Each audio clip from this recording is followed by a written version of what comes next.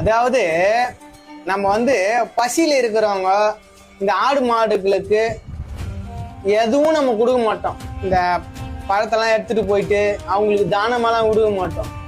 இந்த நெருப்புல யாக குண்டத்துல இருக்கிற எல்லா பழத்தையும் அந்த கொட்டி நாசம் பண்ணி அதை அப்படியே ஒரு ஒரு வழியா ஆக்குமே தவிர அங்க இருக்கிற ஆடு மாடுகளுக்கு இல்ல மக்களுக்கு ரோட்ல ஒரு 3 கட்டப்பையில வச்சுன்னு போற வரவங்களுக்கு கொடுத்தா சந்தோஷப்பட்டு வாங்கின்னு போவாங்க, சாப்பிடுவாங்க. அது எத்தாந்து மொத்தமா நெருப்புல கொட்டி நாசம் பண்ணி எதுக்கு? கடவுளுன்ற பேர்ல இதெல்லாம் தான் பண்ணுவானுங்க. இததான் தெரியும், வேற எதுவும் தெரியாது. ஏன்னா கடவுளுக்கு வேலை கிடையாது, சொல்லிட்டு போயிட்டாரு. என் பேர்ல யாகம் வாழ்த்துங்க, இந்த பயத்தெல்லாம் தூக்கி அது போடுங்க, அதை போடுங்க, இதை போடுங்க, எல்லாத்தையும் போடுங்க. ஆனா ஒருத்த மனுஷாளுங்களுக்கும் மாட்டுக்கும் போட்டுறாதீங்க.